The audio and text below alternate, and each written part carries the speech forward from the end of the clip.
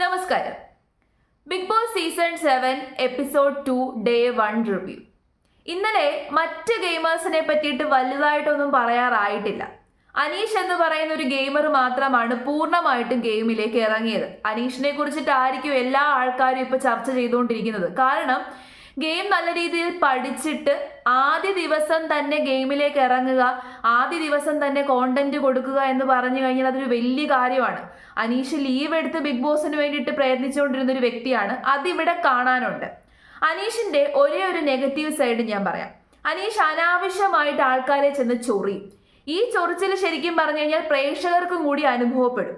അത് അവസാനിപ്പിച്ചു കഴിഞ്ഞാൽ അനീഷിന് നല്ല രീതിയിൽ മുന്നോട്ട് പോകാൻ വേണ്ടി സാധിക്കും.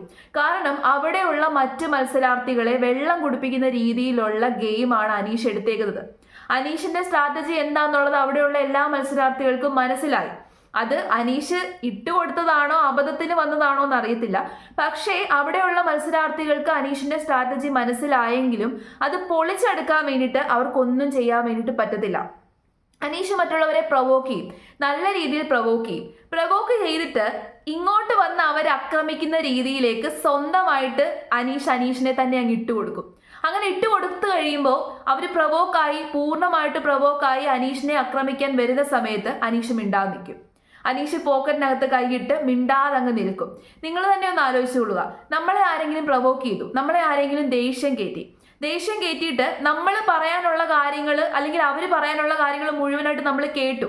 അതിനുശേഷം നമ്മൾ പറയാനുള്ള കാര്യം അവരുടെ അടുത്തേക്ക് പോകുന്ന സമയത്ത് അവർ നമുക്ക് മുഖം തരാതെ മാറി പോവുകയാണെന്നുണ്ടെങ്കിൽ നമുക്ക് അതിനേക്കാട്ടിൽ ദേഷ്യം വരുന്ന രീതിയിലുള്ള വേറൊരു കാര്യമില്ല. ഇന്നലെ അഭിലാഷിന് അതുകൊണ്ടാണ് ദേഷ്യം വന്നത്. പക്ഷെ അഭിലാഷ് വെറുതെ അവിടെ വാഴയെ പോലെ ഇരിക്കുകയാണ്. അനാവശ്യമായിട്ടുള്ള കാര്യങ്ങൾ വരുമ്പോൾ മാത്രമാണ് അഭിലാഷ് വാ തുറക്കാറുള്ളത്. മാത്രമല്ല അഭിലാഷിന് മറ്റുള്ള കണ്ടസ്റ്റൻസിനെ പോലെയല്ല ആങ്കർ കൺട്രോൾ ചെയ്യാൻ വേണ്ടിയിട്ട് ഒട്ടും പറ്റത്തില്ല. അപ്പം മിക്കവാറും അഭിലാഷ് കയറി അനീഷിനെ അടിക്കാനുള്ള സാധ്യതയുണ്ട്. അങ്ങനെ അടിച്ചു കഴിഞ്ഞാൽ അഭിലാഷ് പുറത്തു പോകേണ്ടി വരും. അതാണ് അനീഷിന്റെ ഒരു പ്രൊവോക്കേഷൻ ഗെയിമാണ്. മാത്രമല്ല അനീഷ് പറയേണ്ട സമയത്ത് നല്ല രീതിയിൽ വാ തുറന്ന് പറയുന്നുണ്ട്, സംസാരിക്കുന്നുണ്ട്, ചെല്ലേണ്ട സ്ഥലത്തെല്ലാം ചെല്ലുന്നുണ്ട്. ക്യാമറ ഉള്ള സ്ഥലത്തെല്ലാം അനീഷിനെ നമുക്ക് കാണാം. കാരണം ഇന്നലെ ത്രൂ ഔട്ട് ഏറ്റവും കൂടുതൽ ക്യാമറ കവർ ചെയ്തതും അനീഷാണ്. ബാക്കിയുള്ള മെയിൻ മത്സരാർത്ഥികളിൽ ആര്യ അത്യാവശ്യം കാര്യങ്ങൾ സംസാരിക്കുന്നുണ്ട്, അത്യാവശ്യം കാര്യങ്ങൾ ചെയ്യുന്നുണ്ട്. അർജുനെ വെച്ച് നമുക്ക് ഒരിക്കലും കമ്പയർ ചെയ്യാൻ പറ്റത്തില്ല. പ്രീവിയസ് സീസണിലെ അർജുനെ വെച്ച് നമുക്ക് ഒരിക്കലും കമ്പയർ ചെയ്യാൻ പറ്റത്തില്ല. ആര്യൻ സംസാരിക്കേണ്ട സ്ഥലത്തൊക്കെ സംസാരിക്കുന്നുണ്ട്, കാര്യങ്ങൾ ചെയ്യുന്നുണ്ട്. നമുക്ക് വാഴയുടെ കൂട്ടത്തിൽ പെടുത്താൻ പറ്റത്തില്ല. പക്ഷേ നെവിൻ, രഞ്ജിത്ത്, ഒനീൽ ഇവരെ ശരിക്കും നമുക്ക് പൂർണ്ണമായിട്ടും വാഴയുടെ കൂട്ടത്തിൽ പെടുത്താം. സത്യം പറഞ്ഞു കഴിഞ്ഞാൽ മെയിൽ മത്സരാർത്ഥികളിൽ 1-2 പേര് മാത്രമാണ് മത്സരിക്കുന്നത്. ബാക്കിയുള്ളവരെ ഒന്നും തന്നെ നമുക്ക് അങ്ങോട്ട് ഇഷ്ടപ്പെടുന്ന രീതിയിലല്ല അവരുടെ മത്സരം. ഞാൻ പറഞ്ഞല്ലോ, വാഴകളുടെ കൂട്ടത്തിൽ പൂർണ്ണമായിട്ടും പെടുത്താൻ പറ്റുന്നതാണ് നെവിൻ, ഒനീൽ, രഞ്ജിത്ത്. ഇവർ പ്രത്യേകിച്ച് ഒന്നും ചെയ്യുന്നില്ല. അതിൽ നെവിൻ ഒന്നും ചെയ്യുന്നില്ല. നെവിന്റെ സൗണ്ടേ പുറത്തേക്ക് വരുന്നില്ല. നെവിൻ എന്താണ് കാണിക്കുന്നതെന്ന് പോലും മനസ്സിലാവുന്നില്ല. വെറുതെ അങ്ങോട്ടും ഇങ്ങോട്ടും തേരാപ്പാര നടക്കുന്നു. അത് മാത്രമാണ് നെവിൻ ചെയ്യുന്നത്. ഇനി ഷാനവാസ് ശരിക്കും പറഞ്ഞു കഴിഞ്ഞാൽ ഇറിറ്റേഷനാണ്. ഷാനവാസും ഇതുപോലെ പ്രത്യേകിച്ചൊന്നും ചെയ്യുന്നില്ല. അനാവശ്യ സന്ദർഭങ്ങളിൽ മാത്രം വാ തുറക്കുന്നു, ഈ അനീഷിനെ ചൊറിഞ്ഞുകൊണ്ട് നടക്കുന്നു. അതാണ് ഷാനവാസ് ഇപ്പൊ ചെയ്യുന്നത്. അത് കഴിഞ്ഞ് അഭിലാഷും ക്യാമറ സ്പേസിന് വേണ്ടിയിട്ടും ക്യാമറ അറ്റൻഷന് വേണ്ടിയിട്ടും വെറുതെ വഴക്കുണ്ടാക്കുന്ന കൂട്ടത്തിലാണ് അഭിലാഷ് എന്തോ വലിയ സംഭവമാണ് എന്ന് വരുത്തി തീർക്കാനൊക്കെ ശ്രമിക്കുന്നുണ്ടെങ്കിലും സാധിക്കുന്നില്ല എന്നുള്ളതാണ് യാഥാർത്ഥ്യം. ഇന്നലെ അഭിലാഷ് അനാവശ്യമായിട്ടൊരു വഴക്ക് ഉണ്ടാക്കി. ആ വഴക്കുണ്ടാക്കിയതിലൂടെ അഭിലാഷ് വിചാരിച്ചേക്കുന്നത് അഭിലാഷിനാണ് കുറച്ചും കൂടി അത് ഗുണം ചെയ്തതെന്ന്. പക്ഷെ അങ്ങനെയല്ല. അഭിലാഷ് ഇന്നലെ വഴക്കുണ്ടാക്കിയത് കൊണ്ട് മാത്രം രേണുവിന് കുറച്ച് ക്യാമറ സ്പേസ് കിട്ടി. മാത്രമല്ല അനീഷിനും ക്യാമറ സ്പേസ് കിട്ടി. അനീഷിന്റെ ഗെയിം സ്ട്രാറ്റജി എന്താണെന്നുള്ളത് അഭിലാഷ് വഴക്കുണ്ടാക്കിയത് കൊണ്ട് മറ്റു മത്സരാർത്ഥികൾക്ക് മനസ്സിലായെങ്കിലും ഒന്നും ചെയ്യാൻ പറ്റാത്ത ഒരു അവസ്ഥയാണ്. ഇന്നലെ ഏറ്റവും വലിയ വഴക്കുണ്ടായതെന്ന് പറഞ്ഞു കഴിഞ്ഞാൽ രേണുസുധിയുടെ തലവേദനയുമായിട്ട് ബന്ധപ്പെട്ടുണ്ടായ വഴക്കാണ്. നിങ്ങൾ എല്ലാവരും ഇത് കണ്ടു കാണും.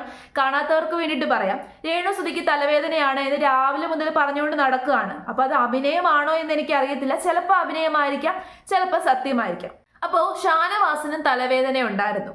എന്നാൽ ഷാനവാസിന്റെ തലവേദന മനഃപൂർവ്വമാണോ അതോ മനഃപൂർവ്വം അല്ലയോ അറിയത്തില്ല. അനീഷ് ഇഗ്നോർ ചെയ്തു. അത് കള്ള തലവേദനയാണെന്ന് അനീഷ് പറഞ്ഞു അത്രേ. അതിന്റെ പേരിലാണ് ഇന്നലെ മെയിൻ ആയിട്ട് വഴക്കുണ്ടായത്. ഒന്നും ചെയ്യാതെ ഇന്നലെ തേരാപ്പാര നടന്നിരുന്ന രേണുസുതിക്ക് കുറച്ച് ക്യാമറ അറ്റൻഷൻ ഉണ്ടാക്കി കൊടുത്തു. അഭിലാഷ് ആദ്യം ചെന്ന് വഴക്കുണ്ടാക്കിയത് രേണുസുതിയോടാണ്. ഇത് സത്യത്തിൽ അവിടെയുള്ള ചില മത്സരാർത്ഥികൾക്ക് മത്സരം എന്താണെന്നുള്ളത് അറിയത്തില്ല. ഷാനവാസ്, അഭിലാഷ്, ഇത്തരം മത്സരാർത്ഥികൾക്ക് ശരിക്കും പറഞ്ഞു കഴിഞ്ഞാൽ മത്സരം അറിയത്തില്ല. വെറുതെ എന്തെങ്കിലുമൊക്കെ കാട്ടിക്കൂട്ടണമല്ലോ എന്ന വിചാരത്തോടെ അവിടെ കിടന്ന് വഴക്കുണ്ടാക്കുന്നുണ്ട്. ആ വഴക്ക് കൊണ്ട് ശരിക്കും പറഞ്ഞു കഴിഞ്ഞാൽ പ്രയോജനം ഉണ്ടാകുന്നത് മറ്റു മത്സരാർത്ഥികൾക്കാണ്. ഇന്നലെ ഞാൻ പറഞ്ഞല്ലോ, അഭിലാഷ് എന്ന് രേണുവിനോട് വഴക്കുണ്ടാക്കിയത് കൊണ്ട് രേണുവിന് കുറച്ച് ക്യാമറ സ്പേസ് കിട്ടി. പക്ഷെ അതുകൊണ്ട് രേണുവിന് കുറച്ച് സിമ്പതിയും കിട്ടി. രേണുവിനോട് അനാവശ്യമായിട്ട് വഴക്കുണ്ടാക്കിയതാണ്. രേണുവിന് യഥാർത്ഥത്തിൽ തലവേദനയായിട്ട് എന്തിനാണ് രേണുവിനോട് വഴക്കുണ്ടാക്കുന്നത് എന്ന രീതിയിലേക്ക് പ്രേക്ഷകരുടെ കമന്റുകൾ മാറി. നമ്മൾ ഈ ഗെയിം റിവ്യൂ ചെയ്യുന്ന സമയത്ത് നമ്മൾ വെറുതെ അത് കണ്ടിരുന്നിട്ട് മാത്രം കാര്യമില്ല, പ്രേക്ഷകരുടെ കമന്റ് കൂടി നോക്കണം. ഞാൻ ഓൾമോസ്റ്റ് എല്ലാ സൈറ്റുകളിലും അല്ലെങ്കിൽ എല്ലാ യൂട്യൂബ് ചാനലിന്റെ വീഡിയോസിന്റെ അടിയിലും പ്രേക്ഷകരുടെ കമന്റ് കൂടി നോക്കാറുണ്ട്. അപ്പൊ ആ കമന്റ്സ് നോക്കിയപ്പോൾ എനിക്ക് മനസ്സിലായത് പ്രേക്ഷകർക്ക് ചെറിയ രീതിയിൽ സിമ്പതി വന്നു. കാരണം അഭിലാഷ് മനഃപൂർവ്വം രേണുവിനെ ടാർഗറ്റ് ചെയ്തു. അഭിലാഷ് മാത്രമല്ല ബാക്കിയുള്ളവരും രേണുവിനെ ടാർഗറ്റ് ചെയ്തു. രേണുവിന് കള്ള തലവേദനയാണ് എന്ന രീതിയിൽ വരുത്തി തീർത്തു. ഇതിലൂടെ രേണുവിന് സിമ്പതി കിട്ടി. കാരണം രേണുവിന് ഓൾറെഡി നെഗറ്റീവ് ഉണ്ട്. ഇനി ഇതിൽ കൂടുതൽ നെഗറ്റീവ് രേണുവിന് വരത്തില്ല. അപ്പം ഇവര് ബുദ്ധിയുള്ളവരാണെന്നുണ്ടെങ്കിൽ രേണുവിനെ ഒരിക്കലും ചെന്ന് തൊടാൻ പാടില്ല. രേണുവിന്റെ വഴിക്ക് വിട്ട് കഴിഞ്ഞാൽ രേണു വൈകാതെ തന്നെ പുറത്തു വരും. കാരണം രേണുവിന് പ്രത്യേകിച്ച് വലുതായിട്ടൊന്നും ചെയ്യാനില്ല. മറ്റുള്ളവർ പറഞ്ഞു കഴിഞ്ഞാൽ പോയിന്റ് പറഞ്ഞ് പിടിച്ചു നിൽക്കാനുള്ള കഴിവ് രേണുവിനില്ല. പിന്നെ അത്യാവശ്യം ഗെയിം കളിക്കാം എന്നുള്ളതല്ലാതെ രേണുവിന് ക്യാമറ സ്പേസ് വലിയ രീതിയിൽ കിട്ടുന്ന രീതിയിൽ ഒന്നും ചെയ്യാൻ രേണുവിൻ്റെ ഇല്ല. അപ്പൊ രേണുവിന് എന്തിനാണ് ക്യാമറ സ്പേസ് മനഃപൂർവ്വം ഇട്ട് കൊടുക്കുന്നത്? അത് കഴിഞ്ഞ് രേണുവിനോട് വഴക്കിട്ടതിന് ശേഷം അഭിലാഷ് നേരെ ചെന്ന് വഴക്കിടുന്നത് അനീഷിന്റെ അടുത്താണ്. അനീഷിന്റെ അടുത്ത് അങ്ങോട്ട് കയറി ചെല്ലുകയാണ്. ഈ ചെവി കടിക്കാൻ പോകുന്നത് പോലെ അങ്ങോട്ട് കയറി ചെല്ലുകയാണ്. അങ്ങനെ ആങ്കർ കൺട്രോൾ ചെയ്യാൻ പറ്റാത്ത മത്സരാർത്ഥികൾക്ക് അവിടെ നിലനിൽപ്പ് കുറവാണ്. ഡോക്ടർ റോബിന്റെ കേസിൽ എന്താണ് സംഭവിച്ചതെന്ന് അറിയാമല്ലോ. ഡോക്ടർ റോബിന് നല്ലൊരു മത്സരാർത്ഥി ആണെങ്കിലും അയാളുടെ ഒരു ഫോൾട്ട് എന്ന് പറയുന്നത് ആങ്കർ കൺട്രോൾ ചെയ്യാൻ പറ്റാത്ത അവസ്ഥയായിരുന്നു. ഇവിടെ അനീഷ് എന്ന് പറയുന്ന മത്സരാർത്ഥിക്ക് എന്ന് പറഞ്ഞു കഴിഞ്ഞാൽ പുള്ളിക്കാരൻ മറ്റുള്ളവരെ ഇറിറ്റേറ്റ് ചെയ്യുമെങ്കിലും പുള്ളിക്കാരന് കൺട്രോൾ ചെയ്യേണ്ട സമയത്ത് കൺട്രോൾ ചെയ്യാൻ അറിയാം. പുള്ളിക്കാരൻ്റെ നെഗറ്റീവ്, ഇതുവരെയുള്ള നെഗറ്റീവ് എന്ന് പറഞ്ഞു കഴിഞ്ഞാൽ ഇറിറ്റേറ്റ് ചെയ്യുമ്പോൾ പ്രേക്ഷകരെയും കൂടി ഇറിറ്റേറ്റ് ചെയ്യരുത്. അവിടെയുള്ള മത്സരാർത്ഥികളെ ഇറിറ്റേറ്റ് ചെയ്യുമ്പോൾ പ്രേക്ഷകർക്കും കൂടി ആ ഇറിറ്റേഷൻ ഫീൽ ചെയ്യാതെ ഇരുന്നു കഴിഞ്ഞാൽ അനീഷ് വിജയിക്കും. പിന്നെ ഫീമെയിൽ മത്സരാർത്ഥികളിലേക്ക് വന്നു കഴിഞ്ഞാൽ രേണുവിൻ്റെ കാര്യം ഞാൻ ഓൾറെഡി പറഞ്ഞല്ലോ. അനുമോളെ എടുത്തു നോക്കിക്കഴിഞ്ഞാൽ അനുമോള് പ്രത്യേകിച്ച് വലുതായിട്ടൊന്നും ചെയ്യുന്നില്ല. അനുമോള് കുറച്ച് ക്യൂട്ട്നെസ് വാരി വിതറുന്നുണ്ടോ എന്നൊരു സംശയം. ശാരിക നല്ല രീതിയിൽ പെർഫോം ചെയ്യുന്നുണ്ട്. സരിക എന്ന് പറയുന്ന കണ്ടസ്റ്റന്റ് നല്ല രീതിയിൽ പെർഫോം ചെയ്യുന്നുണ്ട്. ജിസേൽ ശരിക്കും പറഞ്ഞു കഴിഞ്ഞാൽ വലിയ രീതിയിലുള്ള പെർഫോമർ അല്ല. ജിസേലിന് അവിടെ അങ്ങോട്ട് മിങ്കിൾ ചെയ്ത് കൊണ്ടുപോകാൻ വേണ്ടി പറ്റുന്നില്ല. മാത്രമല്ല ജിസേലിനെ മലയാളി പ്രേക്ഷകർ അത്ര വലുതായിട്ട് അക്സെപ്റ്റ് ചെയ്തിട്ടുമില്ല. അതൊരു കമ്മ്യൂണിക്കേഷൻ ബാരിയറാണ്. മലയാളി പ്രേക്ഷകർക്ക് ജിസേലിനെ അങ്ങനെ അക്സെപ്റ്റ് ചെയ്യാൻ പറ്റും, ജിസേലിന് ഒരുപാട് നാൾ അവിടെ നിലനിൽക്കാൻ പറ്റുമെന്ന് എനിക്ക് തോന്നുന്നില്ല. ഈ പ്രാവശ്യത്തെ നോമിനേഷനിൽ ജിസേൽ വന്നിട്ടുണ്ട്. ഈ പ്രാവശ്യത്തെ നോമിനേഷനിൽ ഏറ്റവും കൂടുതൽ വോട്ട് കിട്ടിയിരിക്കുന്നത് ശൈത്യക്കാണ്. ഞാൻ തുടക്കത്തിൽ പറഞ്ഞിരുന്നു ശൈത്യ നല്ലൊരു ക്വാളിറ്റി കണ്ടസ്റ്റന്റ് ആണ്. കാരണം ശൈത്യക്ക് നല്ല രീതിയിൽ സംസാരിക്കാനുള്ള കഴിവുണ്ട്, മുഖത്ത് നോക്കി സംസാരിക്കാനുള്ള കഴിവൊക്കെ ഉണ്ടായിരുന്നു. പക്ഷേ ആ കഴിവ് ശൈത്യ ഇവിടെ പ്രയോഗിക്കുന്നില്ല. ബിഗ് ബോസിൽ ഒരിക്കലും അവിടെയുള്ള മത്സരാർത്ഥികളും വെളിയിലുള്ള പ്രേക്ഷകരും അംഗീകരിക്കാത്തൊരു കാര്യമാണ് പുറകിൽ നിന്നുകൊണ്ട് കുത്തുക എന്ന് പറയുന്ന പരിപാടി. അതായത് മറ്റുള്ളവരെ ചതിക്കുന്നവരെ ആർക്കും ഇഷ്ടമല്ല, വ്യൂവേഴ്സിനും ഇഷ്ടമല്ല, അവിടെയുള്ളവർക്കും ഇഷ്ടമല്ല. ശൈത്യക്ക് ഏറ്റവും കൂടുതൽ വോട്ട് കിട്ടാനുണ്ടായ കാരണം അത് തന്നെയാണ്. കഴിഞ്ഞ ദിവസം ബിഗ് ബോസ് എല്ലാവർക്കും കൊടുത്ത പണിയാണ് അവരുടെ എല്ലാ ഐറ്റംസും കളക്ട് ചെയ്ത് മാറ്റി വെച്ചിട്ടുണ്ട്. ഇപ്പൊ പണിപ്പുരയിലാണ് ആ ഐറ്റംസ് എല്ലാം ഉള്ളത്. അവർ തന്നെ ടാസ്ക് ചെയ്തിട്ട് ആ ഐറ്റംസ് നേടിയെടുക്കണം. അതായത് അവരുടെ വസ്ത്രങ്ങളും അവരുടെ ആഭരണങ്ങളും ഓർണമെന്റ്സും എല്ലാം അവർ തന്നെ നേടിയെടുക്കണം. ഇപ്പൊ കറന്റ്ലി എല്ലാ സാധനങ്ങളും ഉള്ളത് ആര്യന്റെ കയ്യിലും പിന്നെ ആദില നൂറ അവരുടെ കയ്യിലും പിന്നെ ജിസേലിന്റെ കയ്യിലുമാണ്. സ്റ്റാർ ബാഡ്ജ് അവരുടെ കയ്യിലാണ് ഇപ്പോൾ ഉള്ളത്. ഒരു അറിയിപ്പ് ഉണ്ടാകുന്നിടം വരെ സ്റ്റാർ ബാഡ്ജ് തട്ടിയെടുക്കാൻ പാടില്ലെന്നും ബിഗ് ബോസ് പറഞ്ഞിട്ടുണ്ട്. അപ്പൊ ബാക്കിയുള്ളവരുടെ കയ്യിലൊന്നും ഒരു സാധനവും ഇല്ല. അവർ കൊണ്ടുവന്ന ഡ്രസ്സോ ഓർണമെന്റ്സോ ആഭരണങ്ങളോ ഒന്നും അവരുടെ കയ്യിലില്ല, മേക്കപ്പ് സാധനങ്ങളോ ഒന്നുമില്ല. അതുകൊണ്ട് തന്നെ പണിപ്പുരയിൽ നിന്ന് അവർ ടാസ്ക് കളിച്ചിട്ട് അത് നേടിയെടുക്കണം. ഈ പ്രാവശ്യം കൊണ്ടുവന്ന പുതിയ മാറ്റം അതാണ്. അപ്പൊ ഇന്നലെ പെൺപിള്ളേരെല്ലാവരും കൂടി ലിപ്സ്റ്റിക് എടുത്തിട്ടു. അവിടെ കുറെ ലിപ്സ്റ്റിക് വെച്ചിട്ടുണ്ടല്ലോ ഡാസ്ലറിന്റെ. ആ ലിപ്സ്റ്റിക് എടുത്തിട്ടപ്പോ ശൈത്യ പറഞ്ഞു അത്ര ലിപ്സ്റ്റിക് ഇടാൻ പാടില്ലായിരുന്നത്. അങ്ങനെ അതൊരു വലിയ പ്രശ്നമായപ്പോൾ, ഒരു നിയമലംഘനമാണ് എന്ന് ബിഗ് ബോസ് വിളിച്ചു പറഞ്ഞപ്പോൾ എല്ലാവരെയും ശൈത്യ പിന്നിൽ നിന്ന് ഒറ്റി. ശൈത്യ ലിപ്സ്റ്റിക് ഇട്ടില്ലായിരുന്നു എന്നുണ്ടായിരുന്നെങ്കിൽ ശൈത്യക്ക് അങ്ങനെ പറയാമായിരുന്നു. പക്ഷേ ശൈത്യ ലിപ്സ്റ്റിക് ഇട്ടു. ലിപ്സ്റ്റിക് ഇട്ടിട്ട് ശൈത്യ അവിടെ നിന്നിട്ട് ഞാൻ എല്ലാവരോടും പറഞ്ഞതാണ് പക്ഷെ ആരും കേട്ടില്ല എന്ന് പറഞ്ഞു കഴിഞ്ഞാൽ അതിനെ ആരും അംഗീകരിക്കത്തില്ല. ആ കാരണത്താലാണ് ശൈത്യക്ക് ഏറ്റവും കൂടുതൽ വോട്ട് കിട്ടിയത്. പക്ഷേ ശൈത്യ ഒന്നും ചെയ്യുന്നില്ല, പ്രത്യേകിച്ച് വലുതായിട്ടൊന്നും ചെയ്യുന്നില്ല. ഈ പ്രാവശ്യം ശൈത്യ ഔട്ട് ആവുമോ എന്ന് ചോദിച്ചു കഴിഞ്ഞാൽ അതിന് സാധ്യതയില്ല. പിന്നെ ഏറ്റവും കൂടുതൽ വോട്ട് കിട്ടിയത് രഞ്ജിത്തിനാണ്. മുൻഷി രഞ്ജിത്ത് 5 വോട്ടുകളാണ് രഞ്ജിത്തിന് കിട്ടിയത്, ശൈത്യക്ക് 8 വോട്ടുകളും. രഞ്ജിത്തിന് വോട്ട് കിട്ടിയതിൽ കുറ്റം പറയാൻ പറ്റത്തില്ല, കാരണം രഞ്ജിത്തും പ്രത്യേകിച്ചൊന്നും ചെയ്യുന്നില്ല. ആകെ രാവിലെ എന്നെ ചേട്ടാ എന്നാരും വിളിക്കരുത് എന്ന ഒരു സ്റ്റേറ്റ്മെന്റ് ഇറക്കിയതൊഴിച്ച് വേറെ ഒരു കാര്യവും രഞ്ജിത്ത് ഇന്നലെ ഒരു ദിവസം ബിഗ് ബോസ് ഹൗസിൽ ചെയ്തിട്ടില്ല. അപ്പൊ രഞ്ജിത്തിനും കിട്ടിയതിൽ ഒരു പ്രശ്നവും. പിന്നെ 3 വോട്ടുകൾ ആര്യന് കിട്ടി. ആര്യൻ അത്യാവശ്യം സ്ട്രോങ് ആയിട്ടുള്ളൊരു കണ്ടസ്റ്റന്റ് ആണ്, സ്ട്രോങ് കണ്ടസ്റ്റന്റ് ആയിട്ട് വളർന്നു വരാൻ സാധ്യതയുള്ളൊരു മത്സരാർത്ഥിയാണ്. അതുകൊണ്ട് ആര്യൻ പുറത്താവാനുള്ള സാധ്യതയില്ല. പിന്നെ ശാരിക, ഇന്റർവ്യൂ ഒക്കെ ചെയ്യുന്ന ശാരിക, അവിടെ 2 പേരുകളുണ്ട്, ശാരികയും.